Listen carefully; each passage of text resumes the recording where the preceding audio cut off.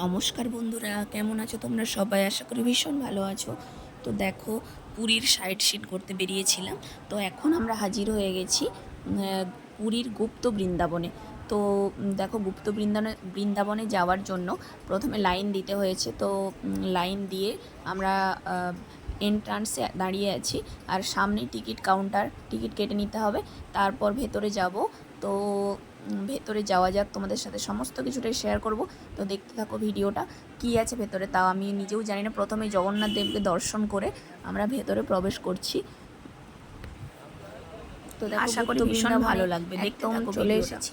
এবার আমরা ভেতরে যাব। তো দেখা যাক ভেতরে কি কি আছে।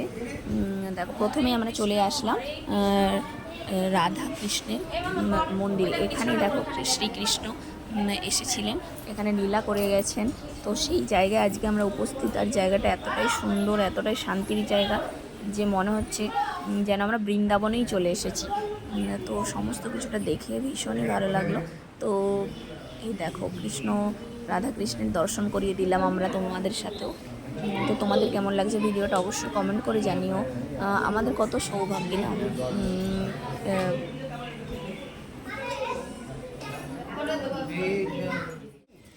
এখানে দেখো, শ্রী চৈতন্য দেবের একটা বড় স্ট্যাচু তো বানানো আছে। আর এই গুপ্ত বৃন্দাবনে তো একটা পৌরাণিক কাহিনী আছেই, তার সাথে সাথে গুপ্ত বৃন্দাবনের ভেতরটা পুরোটাই সুন্দর করে বানানো, একদম সুন্দর রূপ দিয়ে সুন্দর পৌরাণিক সমস্ত কিছু তুলে ধরে। এখানে দেখো রাধা কৃষ্ণ, কৃষ্ণ আর নারায়ণ আর নারায়ণ লক্ষ্মীর একটা সুন্দর মূর্তি বানানো আছে। আর সমস্ত কিছুটাই পাথরের তৈরি। আর এখানটায় মানে সব থেকে যেটা আরও শান্তির জায়গা লাগছে, কেন প্রচুর গাছ আছে আর গাছের ছায়াতলে সমস্ত কিছুটা এখানে বানানো আছে। তো সবে মিলে আমার এই জায়গাটা খুব ভালো লেগেছে। তো তোমরা এখানে আসলে অবশ্যই এখানটা ভিজিট করো। দেখেছো এই জায়গাটা পুরো গাছের ছায়াতলে সমস্ত কিছুটা রেডি করা আছে। ছোট্ট ছোট্ট এই এই জায়গাটা ঘুরে দেখতে প্রায় একদিন লেগে যাবে যদি ভালো করে দেখা হয়। তো পুরোটা আমরা ঘুরে দেখলাম, তবে অনেকটা তাড়াতাড়ি করে, পুরোটা একদিন ধরে ঘোরা হয়নি। তো এই দেখো, এখানে হচ্ছে যে কৃষ্ণের ছোটোবেলাটা তুলে ধরা হয়েছে। এখানে হচ্ছে যে পাঠশালা, গুরুদেবের কাছে শিক্ষা, এখানে হচ্ছে যে কৃষ্ণ সুদামা কীভাবে খেলা করতো, এই সমস্ত কিছুটা তুলে ধরা হয়েছে। এই দেখো, এখানে একটা রাধা কৃষ্ণের মূর্তি, এটা তো অনেক বেশি সুন্দর, চোখ ফেরানোই যাচ্ছে না।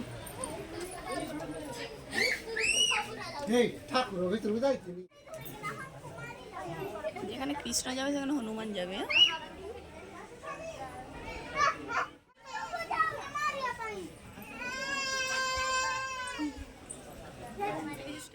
লাঠিটা দেখে মনে হয় ভয় পেয়েছে।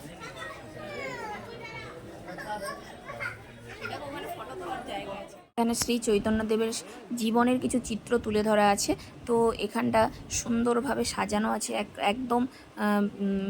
তবে এটা ওড়িয়াতে লেখা ছিল, আমরা কিছুই পড়তে পারিনি, ছবিগুলোই জাস্ট দেখেছি। তবে সুন্দর ওর জীবন কাহিনীটা তুলে ধরা আছে শ্রী চৈতন্যদেবের। তো এই জায়গাটাও ভীষণ সুন্দর, এটা একটা সুন্দর সাজানো গোছানো মন্দির।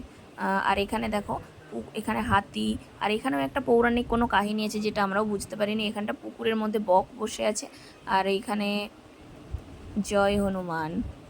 এখন আমরা যাচ্ছি আর একটা অন্য প্রান্তে। তো এইখানে দেখো, এখানে একটা শনিদেবের মন্দির আছে। তো সেখানে দেখো সবাই প্রদীপ জ্বালিয়েছে। তো প্রদীপ জ্বালিয়েছে, আমরাও এখানে ঘিয়ের প্রদীপ বিক্রি হচ্ছে। আর ঘি দিয়ে একদম রেডি করা প্রদীপ চাইলে যে কেউ জ্বালাতে পারে। তো দেখো, আর এইখানে দেখেছো কৃষ্ণদেবের ওই যে বাল্যকালটা দেখানো আছে। মানে বৃন্দাবনের সমস্ত কিছুটা এখানে এটা আর্টিফিশিয়ালিভাবে তৈরি করা আছে, যাতে সমস্ত কিছুটা সবার বুঝতে সুবিধা হয়, যেহেতু কৃষ্ণ এখানে লীলা করতে এসেছিলেন। তো যাই হোক, আমিও এখানে ঘিয়ের প্রদীপ জ্বালিয়ে দিলাম। তো বলা আছে যে ঘিয়ের প্রদীপ জ্বালালে সংসারের বা সন্তানদের মঙ্গল হয়। তো তার জন্য দেখো, আমিও ঘিয়ের প্রদীপ জ্বালিয়ে দিলাম। আর এখানে সবথেকে বড় কথা, এখানে তো ঘিয়ের প্রদীপ রেডিই আছে, একদম জাস্ট কিনে জ্বালিয়ে দিলেই হবে। তো এটা হচ্ছে শনিদেবের মন্দির। তো এসেছি যখন জ্বালিয়ে গেলাম। তো তো চারিদিকে ছড়িয়ে ছিটিয়ে প্রচুর মন্দির, ঘুরে শেষ করতে পারবে না। সমস্ত কিছু পৌরাণিক জিনিসগুলো এখানে তুলে ধরা আছে। তো এখানে পুরীতে আসলে অবশ্যই গুপ্ত বৃন্দাবনটাতে আসা চাই, একদম মিস করো না। তো এখানটায় আসলে মন ভরে যাবে। কে কে গুপ্ত বৃন্দাবনে এসেছো কমেন্ট করে জানিও। এখন আমরা দেখো অনেক বড় একটা স্ট্যাচুর কাছে চলে এসেছি। এটা একটা শ্রী চৈতন্য দেবের স্ট্যাচু। তো এটা একদম মানে আমরা একদম ছোট্ট লাগছে, মানে এত বড় স্ট্যাচুটা। তো সেখানেই এখন দাঁড়িয়ে আছি। তো ভিডিওটা কেমন লাগলো কমেন্ট করে জানিও, ভালো লেগে থাকলে লাইক কমেন্ট শেয়ার করে দিও।